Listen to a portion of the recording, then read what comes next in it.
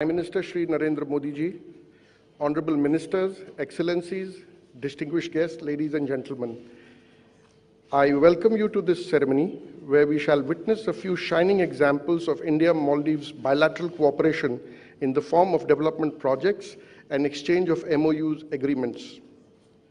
This would be followed by press statements by our two leaders. We begin the program by watching a video clip presenting an overview of India-Maldives development cooperation.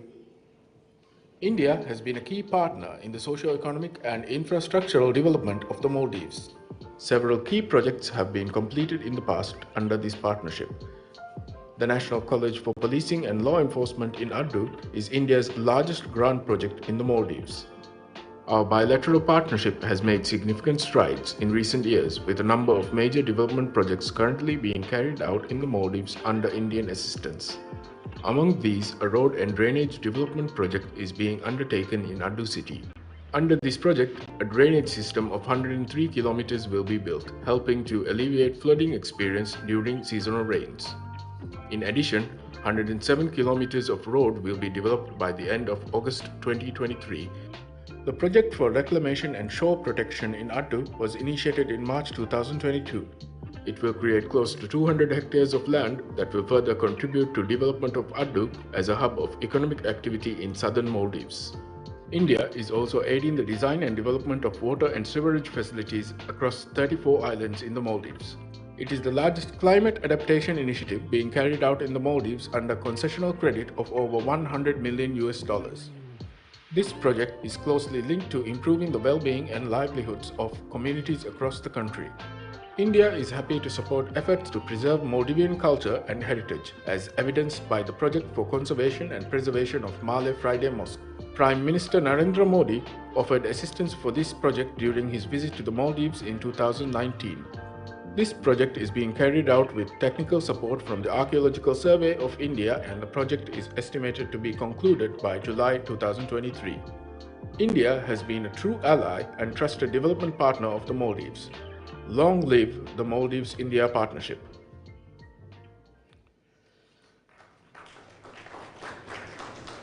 Next, we shall witness a video clip on the landmark Greater Malay Connectivity Project in Maldives. India and Maldives enjoy a strong bilateral relationship.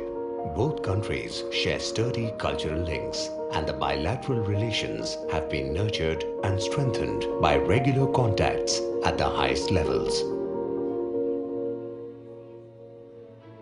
As part of its Neighborhood First policy, India is focused on delivering benefits like greater connectivity, improved infrastructure, and broader people-to-people contacts in Maldives. The Greater Malay Connectivity Project aims to connect the capital Malé with adjoining islands of Vilingili, Gulifalu, and Tilafushi. This will decongest Malé while helping in the development of a port at Gulifalu, which is also being funded through an Indian line of credit. At Gulifalu, the government of Maldives is also planning a residential township. The Greater Malay Connectivity Project is being funded by an Indian grant and a line of credit. This development cooperation is based on Maldives' priorities. The project is being executed by Indian infrastructure major AFCONs. The Greater Malay Connectivity Project involves construction of a 6.69 kilometer sea connecting link, including 3.6 kilometers of marine viaduct with navigation bridge spans and 3 kilometers of at-grade roads. A wide variety of marine fleet has already been deployed in the project. A significant amount of additional marine equipment will be mobilized as the project progresses. The Greater Malay Connectivity Project is a testament to a deep and enduring India-Maldives relationship. It's a strong reflection of a shared commitment to development and democracy, and to a partnership that delivers. I now request both the leaders to kindly mark pouring of the first concrete of the project by jointly pressing the launch button.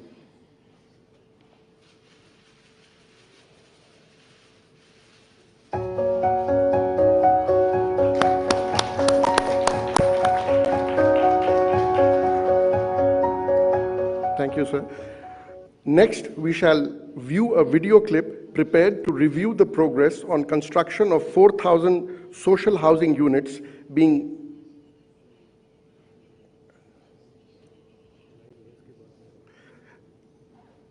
okay.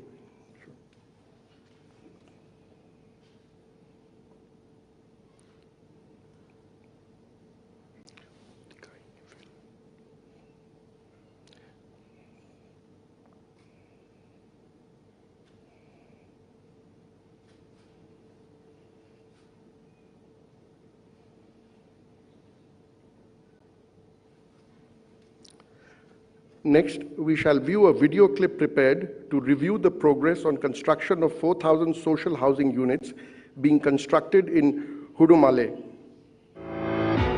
Providing affordable social housing is among the priority pledges of Government of Maldives.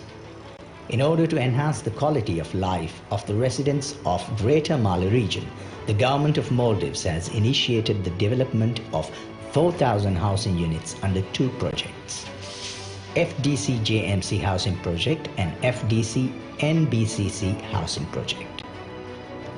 The projects are supported by India through a bias credit facility from the Exim Bank of India. The extension of India-Maldives cooperation to the social housing sector stems from our flourishing development partnership. Located in Hudumale Phase 2, the two projects will comprise the development of 2,000 housing units each. Both projects will consist of 900 square feet 3-bedroom units and 650 square feet 2-bedroom units. FTC JMC housing project is valued at $137 million, and the FDC NBCC housing project is valued at $130 million. The construction of the projects has now commenced. The projects aim to provide affordable housing for target populations through rent-to-own model and encourage home ownership for first-time buyers. These projects will cater to a total population of 20,000 people.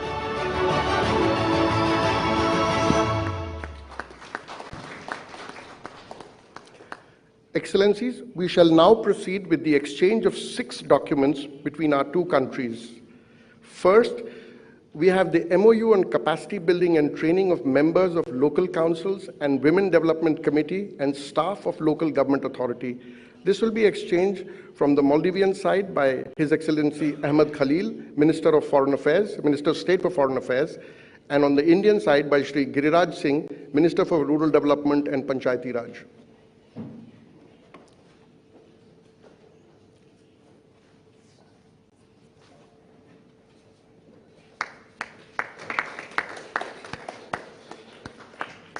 Next, we have a MOU for cooperation in the area of cyber security.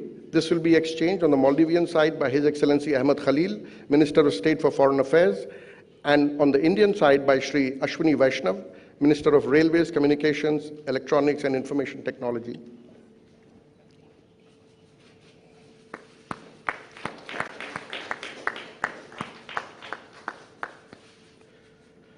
Third, we have a MOU on collaboration in potential fishing zone forecast capacity building.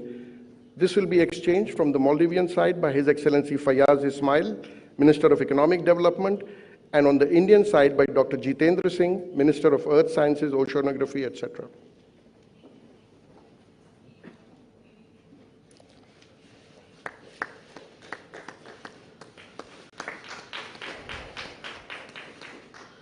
Number 4 is a MOU on cooperation in the field of disaster management.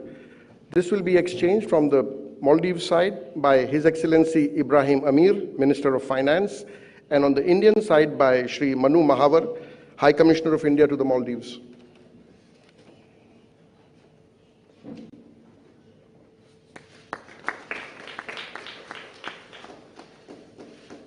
Number 5 is an agreement between Exim Bank of India and Ministry of Finance of the Maldives for police infrastructure. This will be exchanged from the Maldives side by Commissioner of Police Mohammed Hamid, and on the Indian side by Ms. Harsha Bangadi, Managing Director of the Exim Bank of India.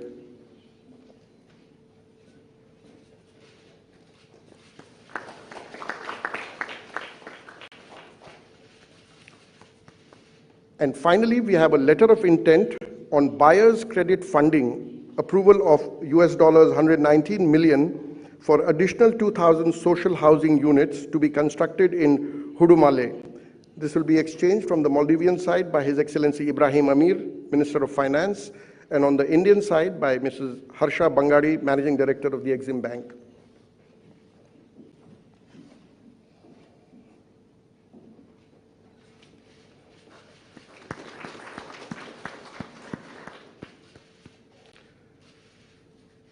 Excellencies, this concludes the exchange of agreement ceremony. I now request the spokesperson of the Ministry of External Affairs to conduct the rest of the proceedings.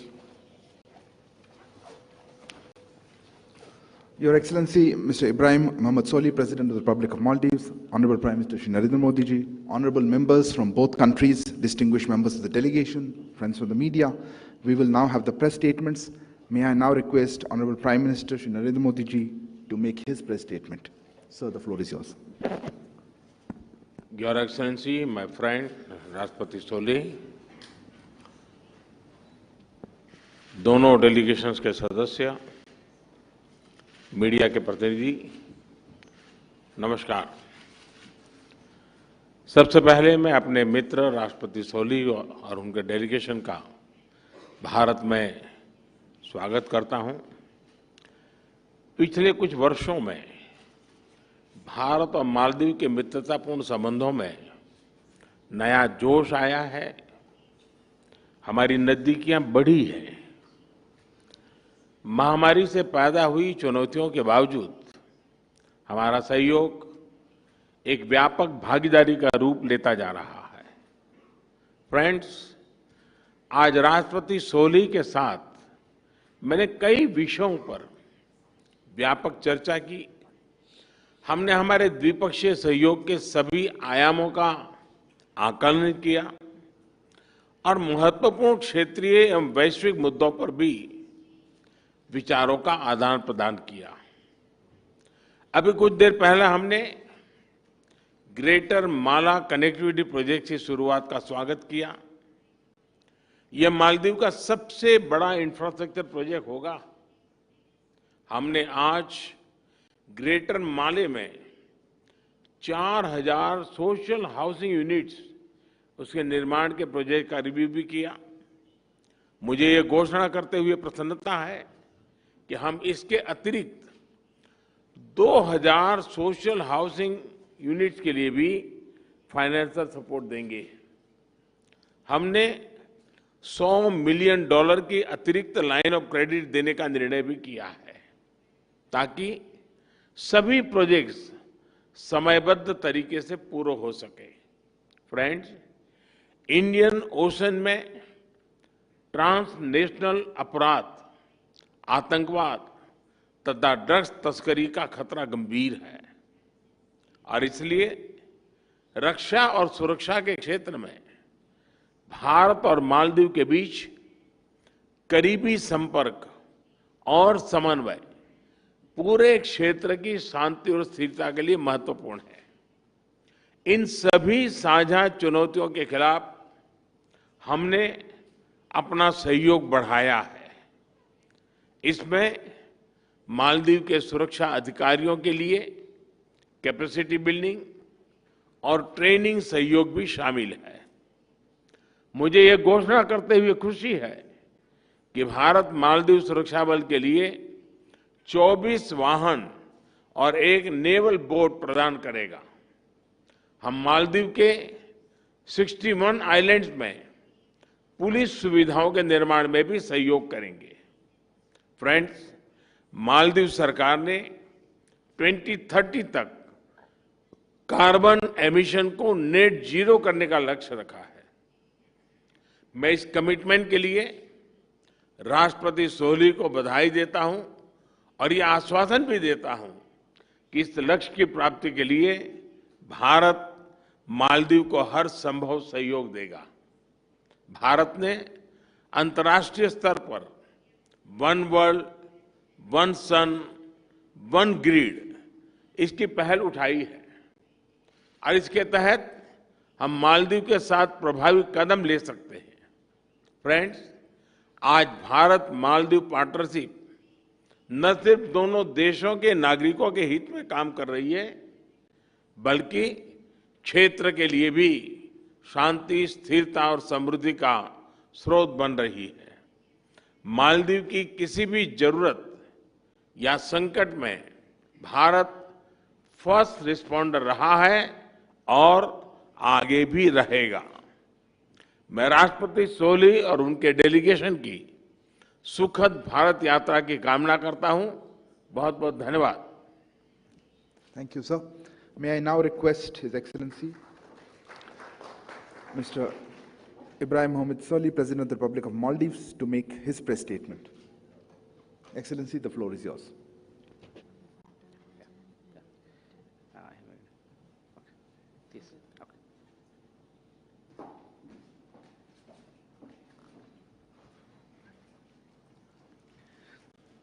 Bismillahirrahmanirrahim. Ladies and gentlemen, members of the media, good afternoon. It is an absolute pleasure to be here again. I would like to thank you, Excellency Prime Minister Modi, the government and the people of India for the warm hospitality extended to me and my delegation during this visit. Maldives-India relationship goes beyond diplomacy. Our values, our histories, and our cultures are intertwined, making it a traditional relationship. Our centuries-old relationship has grown with political trust, economic cooperation, and coherent strategic policies between our two countries. We see this visit as an affirmation of the close bond that has grown between us. Our relationship has been nurtured and strengthened by regular contact. I hope that we can strengthen the ties we have with Your Excellency and your country. The COVID-19 pandemic has not been kind on anyone. Like many other nations, we were also forced to fully close our borders for months. The result left both our economy and people in distress. Was it not for the generous assistance received in the form of budgetary support, medical assistance and supplies, and the Covishield vaccine donated by the Government of India, our economic recovery would have been hard and long. The air travel bubble arrangement enabled the flow of economic activity. The unrestricted supplies of essential medicines and commodities to the Maldives is evident to the strong bond we share. My government took office with an ambitious development vision. We appreciate India's support and generosity towards realizing this vision and fulfilling our development objectives. During this visit, the Prime Minister and I took stock of the progress made since we last met and discussed ways in which we can further expand and strengthen our relationship.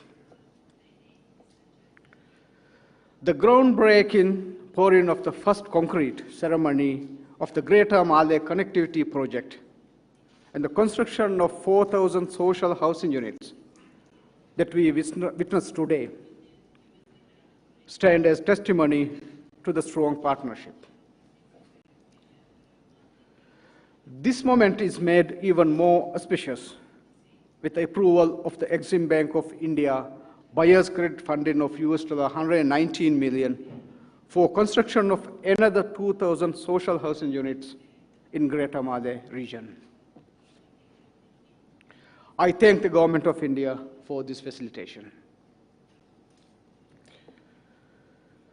I would like to thank the Government of India for facilitating the additional $100 million for the $800 million line of credit through the Exim Bank of India, which I am confident will be an added impetus to ensure the timely completion of important development projects, including the Cancer Hospital in Lamo Atoll, Gan, and the Hanimado Airport expansion project.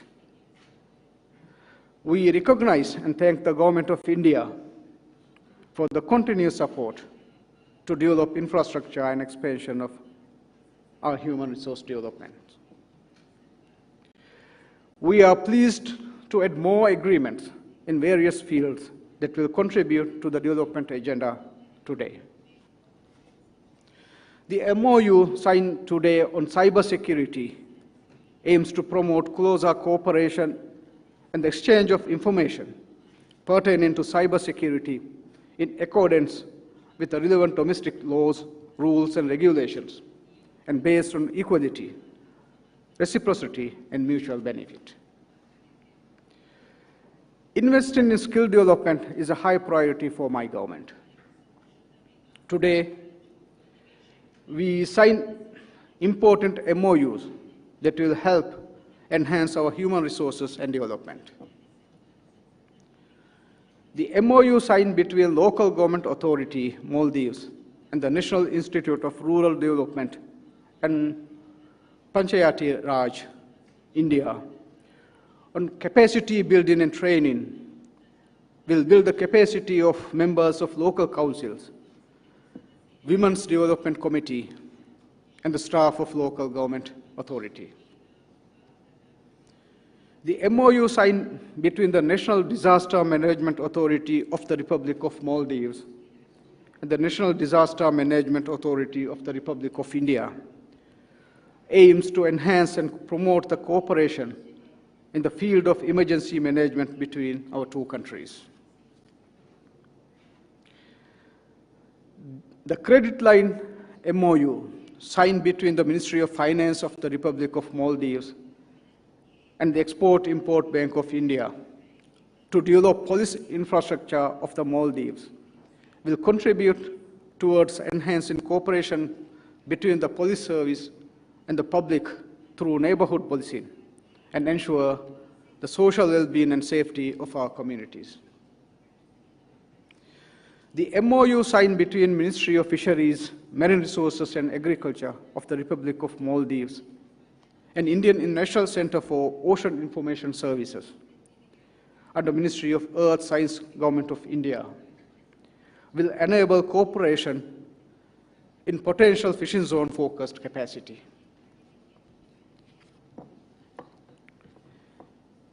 In light of the harsh lessons taught by COVID-19, the Prime Minister and I acknowledged that achieving economic resilience is exceptionally important to withstand the shock of unforeseen events. I urge investors from India to seize this opportunity as we work on building back better, to forge meaningful and mutually beneficial partnerships with the Maldives. As such, in collaboration with the Confederation of Indian Industry, we will be organizing 2 interactive business-to-business events in Delhi and Mumbai today and tomorrow, bringing together selected prominent representatives of leading cooperation from the Maldives and India. We welcome the operationalization of RuPay card in the Maldives and agreed to consider further measures to boost bilateral travel and tourism and economic interlinkages, which could lead to mutual benefit of both countries. In addition to bilateral matters relating to education, youth and sports, defense and security, fisheries, tourism, health and IT, the Prime Minister and I also discussed international issues of mutual concern. I congratulate Prime Minister Modi for his initiative and leadership of the Coalition for Disaster Resilient Infrastructure, International Solar Alliance, and India's pledge to achieve net zero carbon emissions by 2070. We firmly believe climate action could only be achieved by international cooperation. Prime Minister and I discussed the issue of terrorism. We both reiterated a firm commitment to the work against terrorism in all its forms and manifestations, and strengthen cooperation to enhance maritime safety and security in the Indian Ocean region. I would like to express my thanks and appreciation to Your Excellency and the Government of India for the announcements made today to gift a second landing assault craft and the replacement ship of the CGS Huravi that was gifted from the Government of India to the Maldives National Defense Force. I would also like to express my thanks for the announcement made today to give 24 utility vehicles from the Government of India to the Maldives National Defense Force. My government, since assuming office, has been fully committed to giving new heights to the relations between our two countries. Our relationship with India will always be of the highest priority. Mr. Prime Minister, along with my visit to India in 2018 and your visit in 2019, and the recent exchanges of high-level visits have brought a renewed sense of dynamism to our relations. Mr. Prime Minister, I thank you for the very personal commitment you have shown in being a friend and partner to the Maldives. I wish Your Excellency and the people of India peace, progress, and prosperity. The Maldives will always remain a true friend of India, firmly committed to our shared vision of peace and development in our countries and our region. Thank you. Thank you, Your Excellency. That concludes the press statements. Ladies and gentlemen, thank you for joining us. Please remain seated as the dignitaries make their way out of the stage.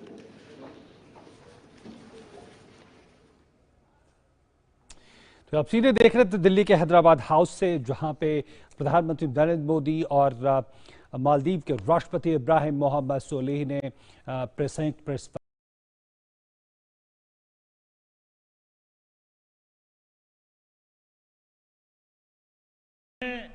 Bharat के पहले प्रधानमंत्री के रूप में बाबा बैद्यनाथ का पूजन कर देश के 141 करोड़ लोगों के मंगल कामना के साथ साथ संपूर्ण विश्व की मंगल कामना की है। ऐसे आदरणीय प्रधानमंत्री जी हम सबके बीच विराजमान हैं, जो अपनी उपस्थिति मात्र से ही भू सांस्कृतिक राष्ट्रवाद की एक प्रचंड लहर पैदा कर देते हैं। ऐसे देश के सबसे लोकप्रिय राजनेता आदरणीय प्रधानमंत्री जी का अभिनंदन करने के लिए मैं भारतीय जनता पार्टी झारखंड प्रदेश के प्रदेश अध्यक्ष आदरणीय दीपक प्रकाश जी से आग्रह करता हूं कि वो अंग वस्त्र देकर आदरणीय प्रधानमंत्री जी का स्वागत करें।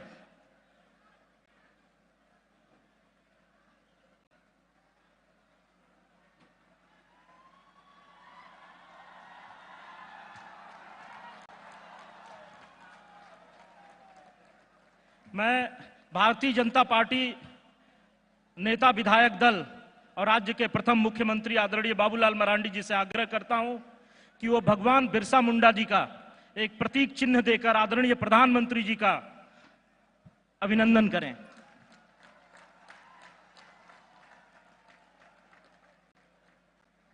गोड्डा संसदीय क्षेत्र के लोकप्रिय सांसद श्री निशिकांत दुबे जी से मैं आग्रह करता हूं कि वो बाबा बैद्यनाथ जी का एक प्रतीक चिन्ह देकर आदरणीय प्रधानमंत्री जी का अभिनंदन करें। अब मैं हमारे प्रदेश अध्यक्ष श्री दीपक प्रकाश जी से आग्रह करता हूं कि वो आए और स्वागत भाषण करें। भारत माता की, नरेंद्र मोदी जिंदाबाद, नरेंद्र मोदी जिंदाबाद। बहुत बहुत धन्यवाद।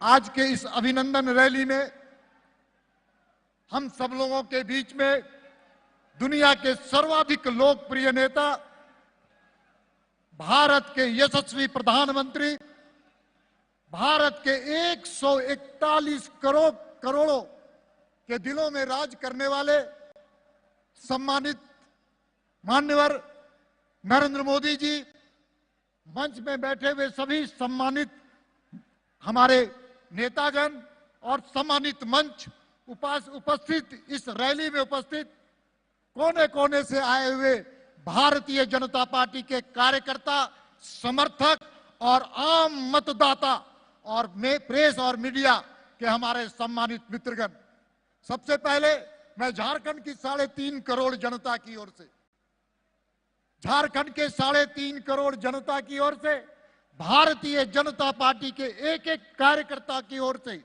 और प्रधानमंत्री जी को मैं अभिनंदन करना चाहता हूं और उनके प्रति आभार व्यक्त करना चाहता हूं। बाबा की नगरी में हम उनका अभिनंदन कर रहे हैं। ये नगर, ये महानगर शिव की आराधना का स्थल है। यहां पर शिव और शक्ति की भी आराधना की जाती है। इसलिए इस बाबा की नगरी में, बाबा के शहर में हम सब लोग प्रधानमंत्री जी का अभिनंदन कर रहे हैं।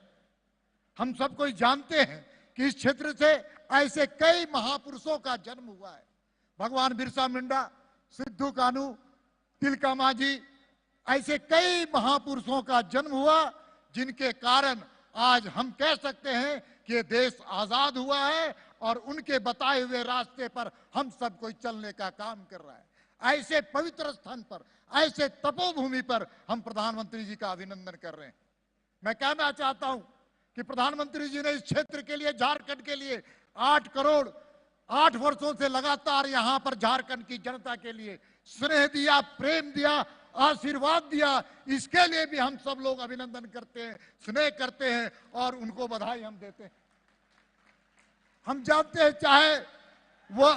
चाहे वो रिवर कनेक्टिविटी हो, चाहे एयर कनेक्टिविटी हो, चाहे रेल ट्रेन कनेक्टिविटी हो, चाहे सरफेस कनेक्टिविटी हो, सभी क्षेत्रों में हमारे प्रधानमंत्री ने इस क्षेत्र के बारे को जबरदस्त अपनी हम सब लोगों को आशीर्वाद देने का काम किया है।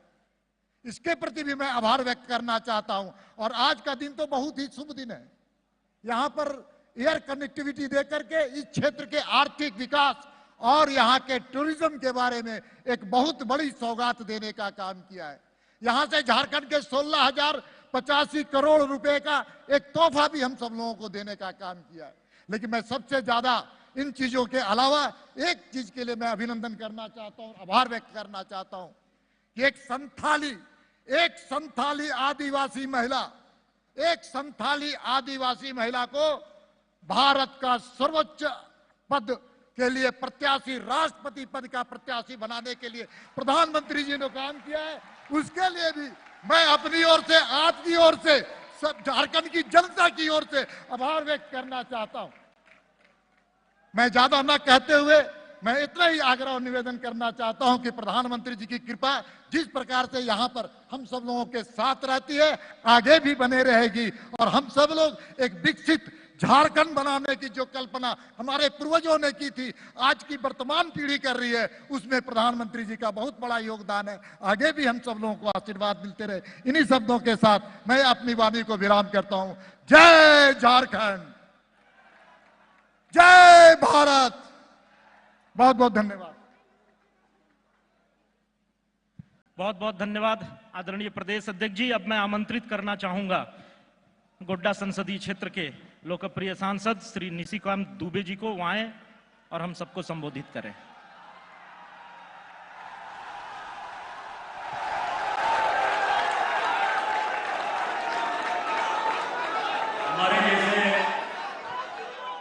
छोटे और सामान्य कार्यकर्ता का उत्साहवर्धन के लिए आए हुए दुनिया के सबसे लोकप्रिय गरीबों के, दलितों के, आदिवासियों के, वंचितों के, महिलाओं के मसीहा, हमारे अभिभावक, इस देश के लोकप्रिय प्रधानमंत्री श्री नरेंद्र मोदी जी और मंचासीन मंच,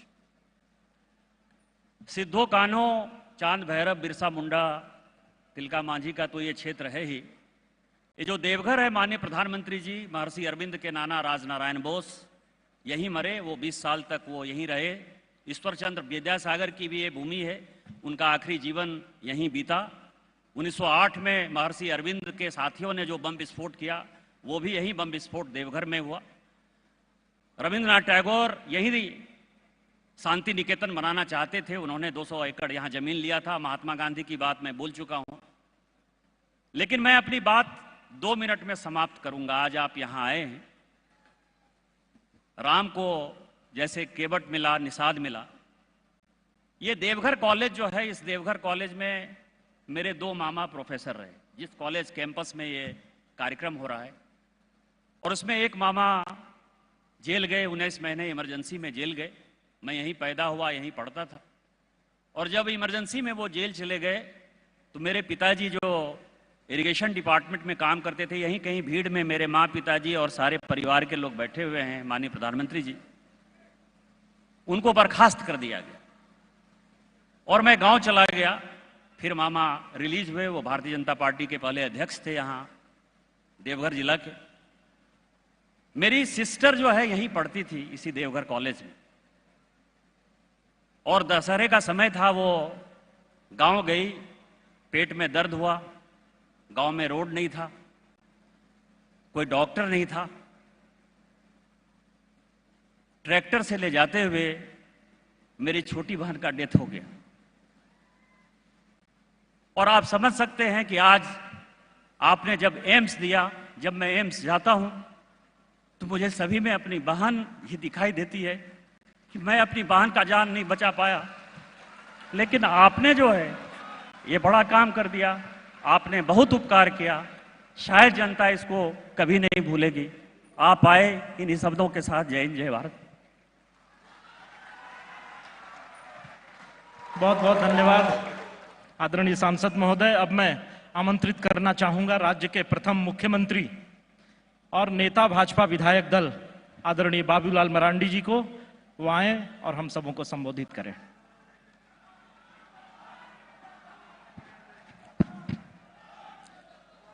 आदरणीय देश के प्रधानमंत्री आदरणीय श्री नरेंद्र मोदी जी और मंच पर उपस्थित भारत सरकार के मंत्रीगण, पार्टी के केंद्रीय पदाधिकारीगण और प्रदेश के पदाधिकारी, विधायक और सांसदगण, और इस कार्यक्रम में उपस्थित संथाल परगना और गिरिडीह जिला के कोने कोने से आए हुए कार्यकर्ता बहनों और भाइयों, प्रेस के साथियों, आज सबसे पहले तो देश के यशस्वी प्रधानमंत्री जी को बहुत बहुत बधाई और बहुत बहुत धन्यवाद देना चाहता हूँ, क्योंकि आज ये संथाल परगना की या झारखंड की बाबा नगरी में विकास के ढेर सारे सौगात को दे करके आज जा रहे हैं। और मैं ये कह सकता हूं कि जब जब भारतीय जनता पार्टी के नेतृत्व में केंद्र में और प्रदेश में सरकार बनती है तो झारखंड में विकास की गाथा लिखी जाती है, क्योंकि हम गांव से आते हैं और इसलिए हम उन दिनों को याद करते हैं जब ये देश में कांग्रेस की सरकार होती थी तो गांव और घरों को जाने में कितनी दिक्कत और कठिनाई होती थी, हम लोग पैदल जाते थे। लेकिन जब केंद्र में और राज्य में भारतीय जनता पार्टी के नेतृत्व में सरकार बनी तो आज मैं कह सकता हूं कि झारखंड के गांव में आज गाड़ियों से हम पहुंच सकते हैं। गांव अंधेरे में होता था कि वहां भी आज बिजली वहां तक पहुंची। अगर ये संभव हो पाया, विकास की अगर रोशनी पहुंची है गांवों तक, तो ये भारतीय जनता पार्टी के सरकार के नेतृत्व में पहुंची। आदरणीय नरेंद्र मोदी जी के नेतृत्व में ये विकास की किरणें गांवों तक पहुंची है।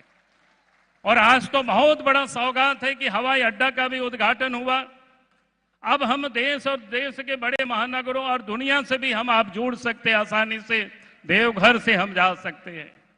ट्रेन की सेवा भी संथाल परगने में गोड्डा, देवघर, दुमका जैसे जगहों में नहीं था, लेकिन जब बीजेपी की सरकार बनी तो वहां भी ट्रेन की सुविधा हुई। पहले ये कठिनाई होती थी कि इलाज के लिए हमें दूर दिल्ली एम्स जाना पड़ता था। आप तो इसी देवघर की धरती में एम्स भी बन करके तैयार हुआ।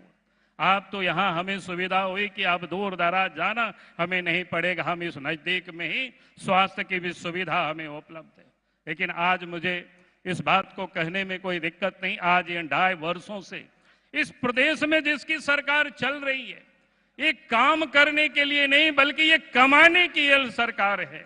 और कमाने में पूरे 2.5 वर्षों से लोग मशगूल है। और मैं ये कह सकता हूं, और आज इस राज्य को खनिज संपदा से जो परिपूर्ण है, लेकिन पूरी खनिज संपदा को आज लूटने में लोग लगे हुए, चाहे कोयला हो, चाहे बालू हो, चाहे पत्थर हो।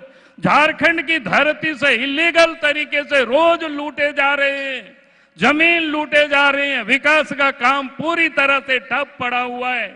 आज इस प्रदेश में परिवार की सरकार और पैसे के लिए सरकार चल रही है। और इसीलिए मैं आप सब, चूंकि यहाँ संथाल परगना और गिरिडीह के कार्यकर्ता यहाँ उपस्थित है, जनता उपस्थित है, मैं आप सब लोगों से ये बात जरूर निवेदन करूंगा कि आज जो सरकार है उनकी जो प्राण है इसी संथाल परगना की धरती में बसता है। अब हमें उसके प्राण को यहीं से सुखा देनी है। और संथाल परगना में भारतीय जनता पार्टी के नेतृत्व में यहां से भी हमें आने वाला समय झारखंड में हम सब लोग सरकार बनावे, तभी ये जो आज जो विकास का काम ठप पड़ा हुआ है, राज्य को जो लोग लूट रहे हैं, वो सारे तभी ये बंद हो सकेगा, तभी ये झारखंड का विकास होगा। मुझे लगता है कि आज के तारीख में इतना ही कह करके मैं अपनी बातों को समाप्त करता हूं। बहुत बहुत धन्यवाद। जय हिंद, जय झारखंड, जोहार। बहुत बहुत धन्यवाद आदरणीय बाबूलाल जी। देश के सबसे पहली आजादी की लड़ाइयों में से एक हूल की भूमि संथाल परगना। आजादी के बाद यह क्षेत्र थोड़ा पिछड़ गया था, लेकिन आज प्रधानमंत्री जी ने इस संथाल परगना को एयरपोर्ट और एम्स और अन्य बहुत सारी सौगातें दी हैं। अब ये क्षेत्र भी देश के साथ प्रगति की राह में कंधा से कंधा मिला करके आगे बढ़ेगा। मैं आपकी करतल ध्वनि के माध्यम से आदरणीय प्रधानमंत्री जी को आमंत्रित करना चाहता हूं कि वो आए और हम सबों को संबोधित करें।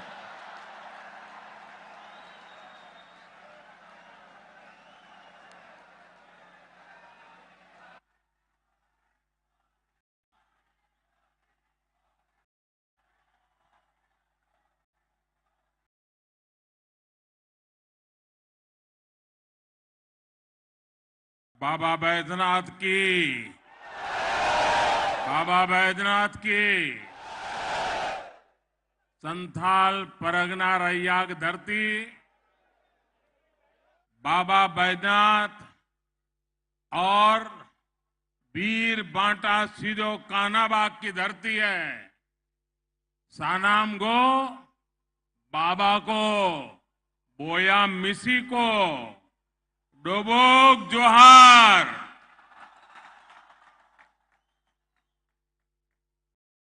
अपने सनी के नमस्कार। की हालचाल है?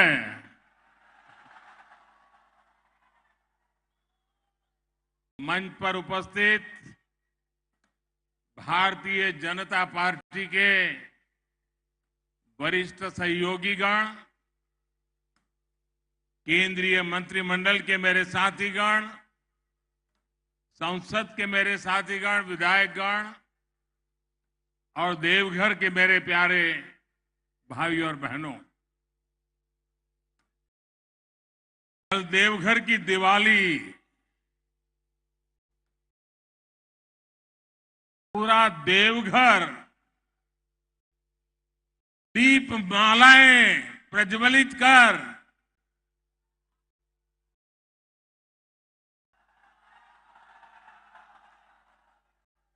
और पूरा देश देख रहा था कि जब विकास की गंगा बहती है तब जन जन के दिल में कितना आनंद होता है, कितना उमंग होता है, वो कल पूरे देश ने आपने दीपक जला करके पूरे देश को संदेश दिया है। और आज मैं नए नए एयरपोर्ट देवघर से निकला और बाबा के चरणों में जाने से पहले रास्ते में इस उमंग और उत्साह से आप सब आशीर्वाद देने के लिए आए थे। पूरा झारखंड, पूरा देवघर, पूरा मेरा सांथाल परगना, आपने जो प्यार दिया है, जो आशीर्वाद दिए हैं, मेरे जीवन की एक बहुत बड़ी पूंजी है। एक तरफ बाबा का आशीर्वाद और दूसरी तरफ ईश्वर रूप जनता जनार्दन का आशीर्वाद। दोनों आशीर्वाद कितना बड़ी शक्ति देते हैं वो आप भी जानते हैं, मैं भी जानता हूं। भाइयों बहनों, श्रावणी मेले की तैयारी और अब बाबा धाम में पहले से अनेक रंग रूप से मनेगी। पूरा हमारा महीना उमंग और उत्साह से बीतने वाला है। मुझे अभी कुछ समय पहले बाबा धाम पूज्य बाबा के चरणों में जाके दर्शन पूजन अर्चन करने का सौभाग्य मिला। उससे पहले झारखंड के विकास के लिए हजारों करोड़ रुपयों के योजनाओं को भी बाबा के चरणों में और जनता जनार्दन के चरणों में अर्पित किया। आप जनता जनार्दन और विशेष रूप से बाबा धाम में जिस प्रकार सुविधाओं का विस्तार हुआ है, उससे मेरे कांवड़िया और श्रद्धालुओं, उनको तो अनेक प्रकार की सुविधा होने वाली है। जिस नए एयरपोर्ट का शिलान्यास करने में मुझे यहां देवघर आने का सौभाग्य मिला था, आज उसका लोकार्पण करने का अवसर मिला है। आपको याद होगा, पहले योजना की घोषणाएं होती थी, फिर एक दो सरकार जाने के बाद आकर के कोई पत्थर लगा के जाता था और पत्थर लटकता रहता था। दो चार सरकारें चलने के बाद कोई और आता था, फिर वो ईंट लगाना शुरू करता था और पता नहीं कितनी सरकारें जाने के बाद एक योजना सामने दिखती थी। आज हम उस कार्य संस्कृति को लाए हैं, उस राजनीतिक संस्कृति को लाए हैं, उस गवर्नेंस के मॉडल को लाए हैं कि जिसका शिलान्यास हम करते हैं उसका उद्घाटन भी हम करते हैं। हम जनता के हक के पाई पाई की कीमत समझते हैं, जनता के पसीने से आए हुए पैसों का मूल्य समझते हैं और इसलिए जनता जनार्दन का एक पैसा भी बर्बाद न हो जाए, पैसों का समय पर उपयोग हो और पैसों का जो उपयोग हो वो जनता जनार्दन के लिए काम आए, इस संकल्प को लेकर के हम चलते हैं।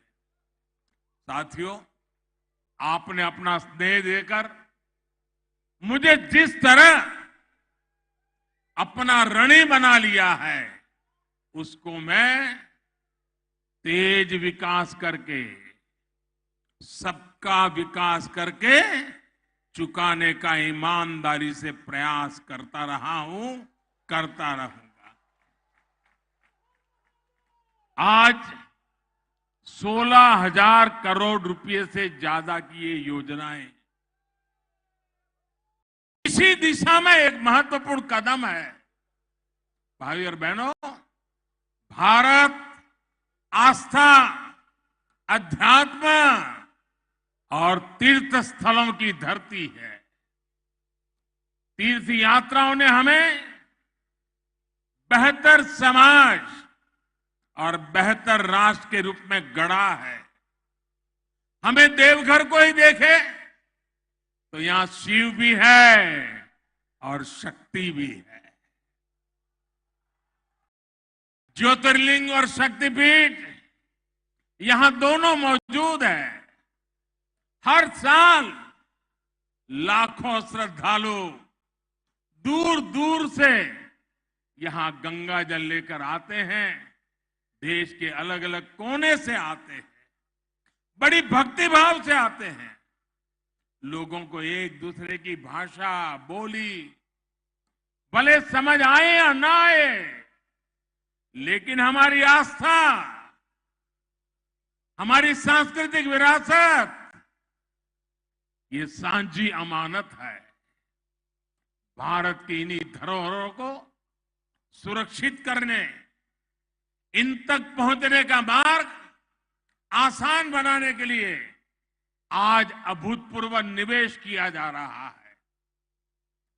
बाबा बैद्यनाथ धाम हो, काशी विश्वनाथ धाम हो, केदारनाथ धाम हो, अयोध्या धाम हो, रामायण सर्किट हो, भगवान बुद्ध से जुड़े पवित्र स्थान हो, देश में आस्था, आध्यात्म और ऐतिहासिक महत्व से जुड़े हर स्थान में आधुनिक सुविधाएं तैयार की जा रही है।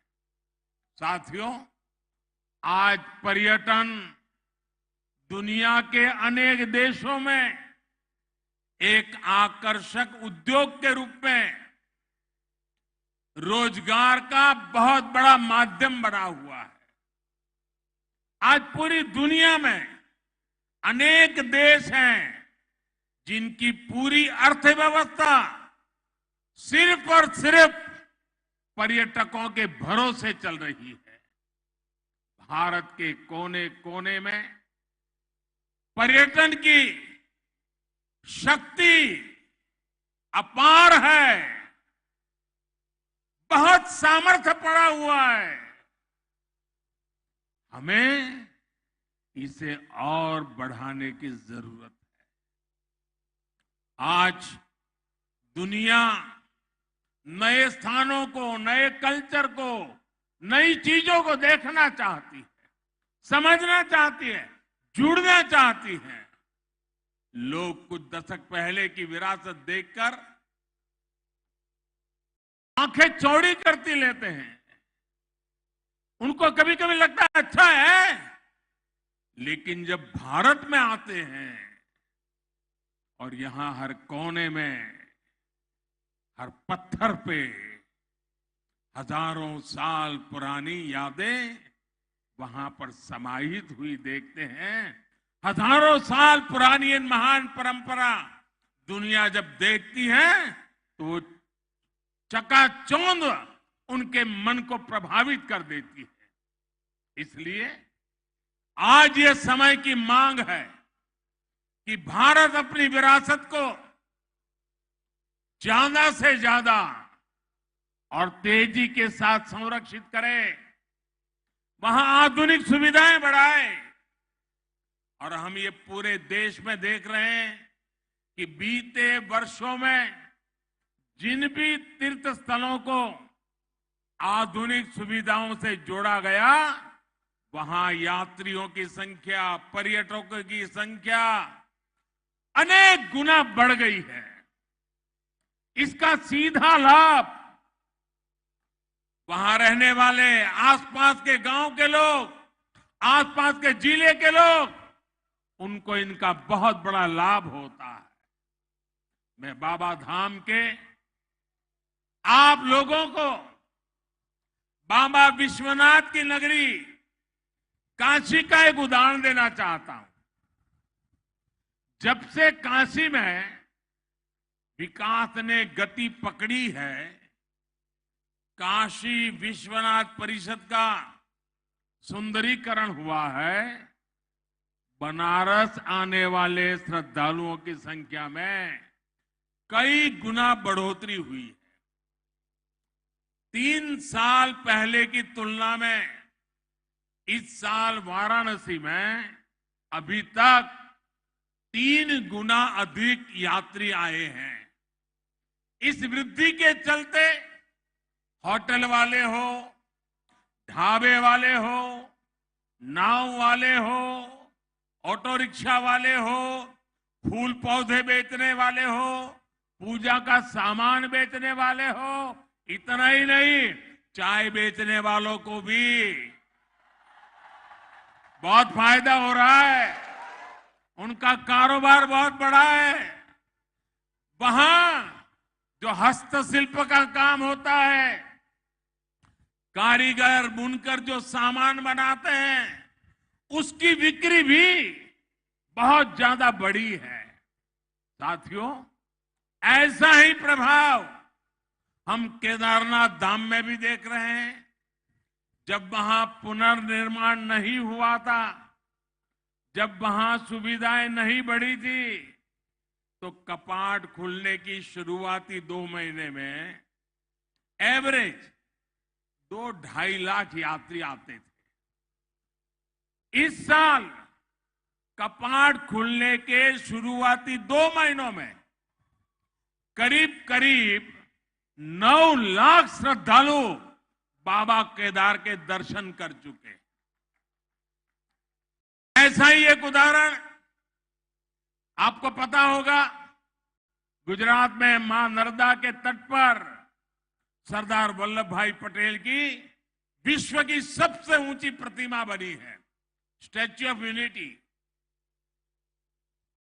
उस जगह पर जाने क्या, उसके निर्माण के कारण, और वो पूरा क्षेत्र मेरे आदिवासी भाई बहनों का क्षेत्र है।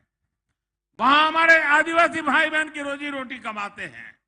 स्टैच्यू ऑफ यूनिटी बनने के बाद लाखों की तादाद में यहां लोग आते हैं और ये टूरिस्ट वहां पर होटल, वहां के ढाबों में हैंडीक्राफ्ट के सामान खरीदना, सैकड़ों करोड़ रुपए भी खर्च करते हैं।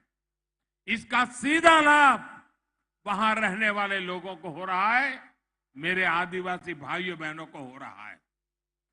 यानी जब पर्यटन बढ़ता है तो इसका फायदा गरीब को होता है, आदिवासी को होता है, दलित, वंचित, पिछड़े को होता है। झारखंड ने भी बढ़ती हुई कनेक्टिविटी, आस्था के स्थलों का सुंदरीकरण, पर्यटन को बढ़ाएगा, यहां पर रोजी रोटी को अवसर देगा, नौजवानों के लिए नए मौके मिलेंगे, स्थानीय लोगों की आय बढ़ेगी। ये हमारी सरकार के लिए बहुत गर्व की बात है कि 15 नवंबर हर कोई गर्व करता है पूरे देश में। 15 नवंबर भगवान बिरसा मुंडा के जन्म दिवस को हमने जनजातीय गौरव दिवस घोषित किया है और अब पूरा हिंदुस्तान हर वर्ष इस बात को मनाएगा। धरती आबा बिरसा मुंडा के बेहतरीन और आधुनिक संग्रहालय के निर्माण का सौभाग्य भी हमें ही मिला है। मुझे विश्वास है जो परियोजनाएं आज हमने शुरू की है वो झारखंड के विकास को नई गति देने जा रही है। भाइयों और बहनों, हमारे लिए सबका साथ, सबका विकास, सबका विश्वास और सबका प्रयास ये सिर्फ नारा नहीं है। कल जो आप दीप जला रहे थे, आज रास्ते पर उमंग उत्साह से जो उमड़ पड़े थे, और आज भी जहां मेरी नजर पहुंच रही है लोग ही लोग हैं, इसका मतलब है कि लोगों को विकास चाहिए और विकास के लिए सबका साथ मिलता है और सबका साथ सबका विकास ये मॉडल आज देवघर में सबके सामने नजर आ रहा है। भाइयों बहनों, ये जो विकास हो रहा है ये सिर्फ एक नारा बोलने के लिए नहीं है, ये हमारी निष्ठा का प्रमाण है, हमारी नीयत का प्रमाण है, हमारे परिश्रम का प्रमाण है। बीते 8 वर्षों में हमें उनको सशक्त किया है जिनको पहले सिर्फ राजनीतिक नारों में समेट दिया गया था। वो गरीब, वो आदिवासी, वो दलित, वो पिछड़ा, वो हमारी बहनें बेटियों जिनका नंबर हमेशा सबसे अंत में आता था, वो आज हमारी सरकार के लिए पहली पंक्ति में है, हमारी प्राथमिकताओं में पहले पायदान पर है। वो क्षेत्र जो विकास की दौड़ में पीछे रह गए, हम उनको आगे लाने के लिए दिन रात मेहनत कर रहे हैं। साथियों, आज बाबा धाम में मैं आपसे एक सवाल करना चाहता हूं। अब मुझे जवाब देने की जरूरत नहीं है, मन में सोचिए। आज जो काम हो रहे हैं, देश यही है, लोग यही है, दफ्तर वही है, अफसर वही है, तो क्या पहले होने चाहिए थे कि नहीं होने चाहिए थे? ये काम पहले होने चाहिए थे कि नहीं होने चाहिए थे? कौन रोकता था उनको? भाइयों बहनों, इसका एक बड़ा कारण था। सरकारें कुछ होती हैं जिसके दिल में सेवा भाव नहीं, सत्ता भाव भर जाता है, और ये सत्ता भाव के कारण वे लंबे समय तक जो सरकारों में रहे, उनकी प्राथमिकता सत्ता, सर्वसत्ता, सबदूर सत्ता, कहां से मिले वहां से पाना, सिर्फ सत्ता, यही उनका ख्याल, यही उनका मंत्र, वही उनकी प्राथमिकता। सेवा कभी उनकी प्राथमिकता नहीं रही। अगर रहती तो देश आज आजादी के 75 साल मना रहा है, बहुत आगे पहुंच चुका होता। भाइयों, ऐसे में व्यवस्था ऐसी बन गई कि जिसके पास पहुंच थी, सिफारिश थी, जो धनवान था, वही सारी सुविधाओं तक पहुंच पाता था, और सारी सुविधाएं उसी के लिए समर्पित हो जाती थी। पहले से जितने दूर थे, जो गरीब थे, दलित थे, पिछड़े, आदिवासी थे, उन तक सुविधा भी उतनी ही देर से पहुंचती थी, उनका नंबर ही नहीं लगता था। इसलिए झारखंड को, संथाल परगना के इस बहुत बड़े क्षेत्र को सुविधाओं के लिए लंबा इंतजार करना पड़ा। और मुझे गर्व है कि भाजपा की सरकार, एनडीए की सरकार गरीब की सेवा की भावना से उनके लिए जी जान से काम कर रही है। हम गांव-गांव तक सड़कें बना रहे हैं ताकि सुविधा मिले तो सबको मिले। हम गरीबों के लिए नए घर बन रहा है। झारखंड के 12 लाख गरीब परिवारों को पक्के घर मिले हैं। भाइयों बहनों, हमारी सरकार बनने के बाद 12 लाख गरीब भाइयों को, मेरे आदिवासी भाई बहनों को पक्के घर मिले हैं। हर परिवार को बिजली मिले, पर्याप्त बिजली मिले, गरीब से गरीब बहनों को रसोई गैस मिले, हर घर जल पहुंचे, इसके लिए हम निरंतर काम कर रहे हैं। हमारी सरकार के ऐसे ही प्रयासों से मेरे गरीब भाई बहनों में गरीबों के विरुद्ध लड़ने का, गरीबी के खिलाफ लड़ने का, गरीबों को गरीबी के खिलाफ लड़ने के लिए तैयार करने का, गरीबी दूर करने का नया साहस पैदा हुआ है।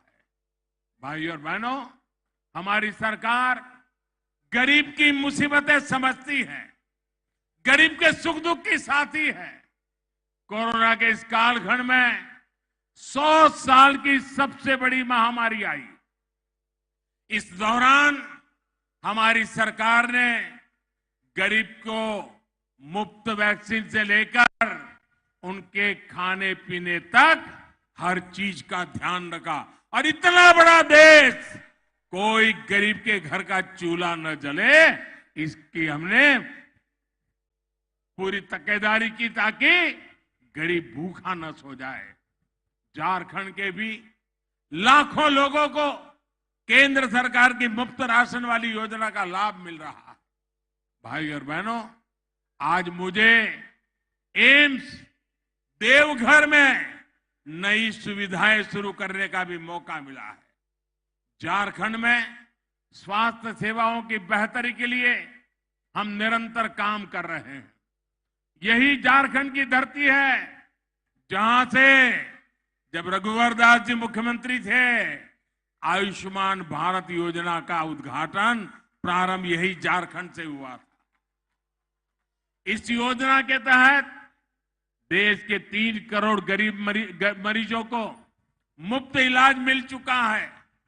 इसमें झारखंड के भी 12 लाख से अधिक बहन भाइयों ने इसका लाभ लिया है। इन लोगों ने अस्पताल में भर्ती होकर अपना मुफ्त इलाज कराया है।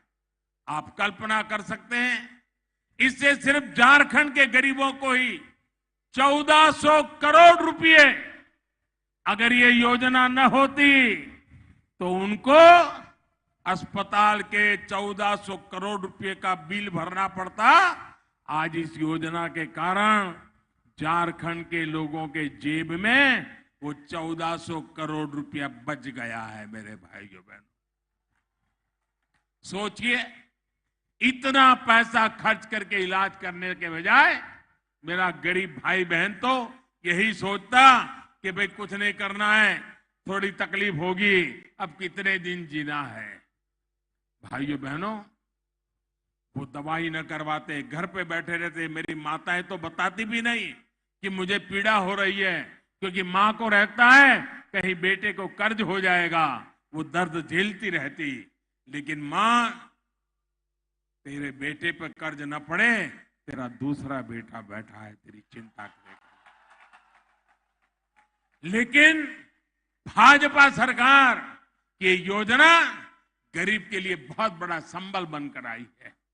आयुष्मान भारत योजना की वजह से झारखंड के लोगों को, गरीबों को देश के दूसरे बड़े शहरों के अस्पतालों में भी बहुत मदद मिल रही है। यहां देवघर में एम्स बनने से भी गरीबों की बहुत बचत होने वाली है। साथियों, आदिवासी समाज का सशक्तिकरण, उनके बच्चों का उज्जवल भविष्य भाजपा की प्राथमिकता है। ये केंद्र सरकार की नीतियों में साफ साफ झलकता है। देश के 100 से अधिक आकांक्षी जिलों में अनेक जिले झारखंड के हैं, उसमें भी अधिकतर मेरे ये संथाल परगना में है। कुछ महीने पहले ही देश के 44 जनजातीय जिलों में 4G मोबाइल कनेक्टिविटी मजबूत करने के लिए बड़ा फैसला लिया गया है। इसके लिए सरकार लगभग 6000 करोड़ रुपए खर्च करने जा रही है। इसका लाभ झारखंड के अनेक जिलों में रहने वाले मेरे आदिवासी भाई बहनों, यहां के युवाओं को होने वाला है। इससे जनजातीय जिलों में डिजिटल इंडिया का, यानी ऑनलाइन सरकारी सेवाओं का लाभ और बेहतर तरीके से मिल पाएगा। झारखंड एकलव्य मॉडल स्कूलों के नेटवर्क का भी बहुत बड़ा लाभार्थी है। केंद्र सरकार झारखंड में 90 से अधिक एकलव्य स्कूल बना रहा है।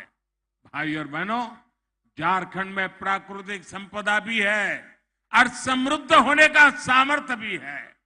बीते कुछ वर्षों में केंद्र सरकार के प्रयासों से झारखंड का यह सामर्थ्य और बढ़ रहा है। क्या कभी कल्पना की जा सकती थी कि झारखंड पाइप से रसोई गैस और सीएनजी आधारित ट्रैफिक के मामले में देश का अव्वल राज्य में होगा? आज प्रधानमंत्री ऊर्जा गंगा योजना के कारण यह संभव हो रहा है। सिंदरी खाद्य कारखाना जो बंद पड़ गया था, उसे फिर से शुरू करने का काम भी तेजी से चल रहा है। ये झारखंड के किसानों, देश के किसानों को राहत देगा। यूरिया पर विदेशी निर्भरता को कम करेगा। भाइयों और बहनों, झारखंड के पास देश का अग्रणी औद्योगिक राज्य बनने की हर संभावना मौजूद है। आज संथाल परगना के लिए पहले 4 लेन हाईवे का भी शिलान्यास किया गया है। इससे इस पूरे अंचल में कनेक्टिविटी को विस्तार होने वाला है। साहबगंज में गंगा नदी पर मल्टी मॉडल हब भी बनाया गया है ताकि यहां के उद्योगों को हल्दिया से वाराणसी पर बने नदी जलमार्ग का भी लाभ मिल सकेगा। झारखंड को समुद्री रास्ते से कनेक्ट करने के लिए जो भी प्रयास हो रहे हैं उससे यहां उद्योग लगाना बहुत आसान हो जाएगा। यहां कच्चा माल भी और जब उत्पादन होगा तो झारखंड यहां के गरीब को, आदिवासी को रोजगार के लिए यहां से कभी उसको बाहर जाना नहीं पड़ेगा। हिंदुस्तान के और कोनों में झुग्गी झोपड़ी में जीने के लिए मजबूर नहीं होना पड़ेगा। और यही तो हमारा सबका साथ सबका विकास का राह है। साथियों, विकास के इन कार्यों के बीच आज मैं आप सभी को एक बात से भी सतर्क करना चाहता हूं। आज हमारे देश के सामने एक और ऐसी चुनौती आ खड़ी हुई है जिसे हर देशवासी को जानना और समझना है। ये चुनौती है शॉर्टकट की राजनीति की। बहुत आसान होता है लोग लुभावन वायदे करके शॉर्टकट अपनाकर लोगों से वोट बटोर लेना। शॉर्टकट अपनाने वालों को ना मेहनत करनी पड़ती है और ना ही उन्हें दूरगामी परिणामों के बारे में सोचना पड़ता है। लेकिन ये बहुत बड़ी सच्चाई है कि जिस देश की राजनीति शॉर्टकट पर आधारित हो जाती है उसका एक ना एक दिन शॉर्ट सर्किट भी हो ही जाता है। शॉर्टकट की राजनीति देश को तबाह कर देती है। भारत में हमें ऐसी शॉर्टकट अपनाने वाली राजनीति से दूर रहना है। अगर हमें आजादी के 100 वर्ष पर भारत को नई ऊंचाई पर ले जाना है तो उसके लिए परिश्रम की पराकाष्ठा करनी है। और परिश्रम का कोई शॉर्टकट नहीं होता। भाइयों बहनों, आजादी के बाद देश में जो राजनीतिक दल हावी रहे उन्होंने बहुत से शॉर्टकट अपनाए थे। इसका नतीजा ये हुआ कि भारत के साथ आजाद हुए देश भारत से बहुत आगे निकल गए, हम वहीं के वहीं रह गए। आज हमें अपने देश को उस पुरानी गलती से बचाना है। मैं आपको उदाहरण देता हूं। आज हम सभी के जीवन में बिजली कितनी जरूरी हो गई है ये हम सभी देख रहे हैं। अगर बिजली ना हो तो मोबाइल चार्ज भी नहीं हो पाएगा, न टीवी चलेगा। इतना ही नहीं, गांव में टंकी बनी हो, नल भी लगा हो, बिजली नहीं है तो टंकी नहीं भरेगी, टंकी नहीं भरेगी तो पानी नहीं आएगा, पानी नहीं आएगा तो खाना नहीं पकेगा। आज बिजली इतनी ताकतवर बन गई है, हर कोई काम बिजली से जुड़ गया है। और भाइयों बहनों, अगर ये बिजली न होगी तो फिर शाम को डिबरी और लालटेन की रोशनी में रहना पड़ेगा। बिजली ना हो तो रोजी रोटी के अवसर, कल कारखाने सब बंद हो जाएंगे। लेकिन बिजली शॉर्टकट से पैदा नहीं की जा सकती। झारखंड के आप लोग तो जानते हैं कि बिजली पैदा करने के लिए पावर प्लांट लगाने पड़ते हैं, हजारों करोड़ रुपए का निवेश होता है। इस निवेश से नए रोजगार भी मिलते हैं, नए अवसर भी बनते हैं। जो राजनीतिक दल शॉर्टकट अपनाते हैं वो इस निवेश का सारा पैसा जनता को बहलाने में लगा देते हैं। ये तरीका देश के विकास को रोकने वाला है, देश को दशकों पीछे ले जाने वाला है। आज बाबा धाम से मैं आप लोगों को, सभी देशवासियों को इस शॉर्टकट की राजनीति से बचकर रहने का हृदयपूर्वक आग्रह कर रहा हूं। शॉर्टकट की राजनीति करने वाले कभी नए एयरपोर्ट नहीं बनवाएंगे, कभी नए और आधुनिक हाईवे नहीं बनवाएंगे, वे कभी भी नए एम्स नहीं बनवाएंगे, हर जिले में वो कभी मेडिकल कॉलेज नहीं बनवाएंगे। मैं आपको एक उदाहरण देना चाहता हूं। आज यहां झारखंड में हजारों करोड़ की नई सड़कों के लिए शिलान्यास और लोकार्पण हुआ है। किसी के लिए बहुत आसान है ये कह देना कि अब से झारखंड में न बस का टिकट लगेगा, न ऑटो में चढ़ने का पैसा देना होगा और न ही रिक्शे का कोई भाड़ा लगेगा। सुनने में ये बहुत लोक लुभावना लगता है, लेकिन ऐसी लोक लुभावन घोषणाएं, ये शॉर्टकट एक दिन लोगों को ही कंगाल कर देते हैं।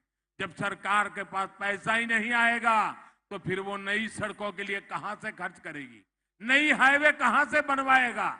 इसलिए ऐसे लोगों से झारखंड के निवासियों को भी सतर्क रहने की जरूरत है। मेरे भाइयों बहनों, आज एक और आग्रह मैं देवघर के लोगों से करना चाहता हूं। आज यहां इतनी सुविधाएं बन रही है तो उनका ख्याल रखने का दायित्व भी मेरे देवघर के भाइयों बहनों का है। देवघर को, बाबा धाम को स्वच्छ रखने की जिम्मेदारी हम सभी भाई बहनों की है। और यात्री आता है, पर्यटक आता है, विदेशी टूरिस्ट भी आता है तो स्वच्छता उसके लिए पहली आवश्यकता होती है। मैं चाहता हूं ये स्वच्छता हम सबकी जिम्मेवारी है। हम अगर शपथ लें कि मैं गंदगी करूंगा नहीं, मैं गंदगी करने नहीं दूंगा, तो स्वच्छता के लिए और कुछ करने की जरूरत नहीं पड़ेगी। भाइयों बहनों, आपको कोशिश करनी है कि स्वच्छता की रैंकिंग में ये हमारा देवघर देश के अव्वल शहरों में आना चाहिए। आना चाहिए कि नहीं आना चाहिए? आना चाहिए कि नहीं आना चाहिए? आप लोग मेरी मदद करोगे क्या? देवघर को स्वच्छ बनाओगे क्या? हिंदुस्तान में सबसे शानदार बनाओगे क्या?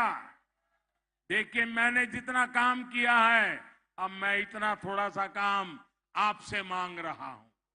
झारखंड को आगे बढ़ाने के लिए, देश को आगे बढ़ाने के लिए ऐसे ही हमें सबने मिलकर के काम करना है। और इसी भावना के साथ हमें देवघर को ही आगे बढ़ाना है, सांथाल परगना को भी आगे बढ़ाना है, हमारे झारखंड को भी आगे बढ़ाना है और पूरे हिंदुस्तान को भी आगे बढ़ाना है। इसी एक भावना के साथ बाबा के चरणों के फिर एक बार प्रणाम करते हुए, आप सबका धन्यवाद करते हुए, मेरे साथ पूरी ताकत से बोलिए, भारत माता की, भारत माता की, भारत माता की। बहुत बहुत धन्यवाद।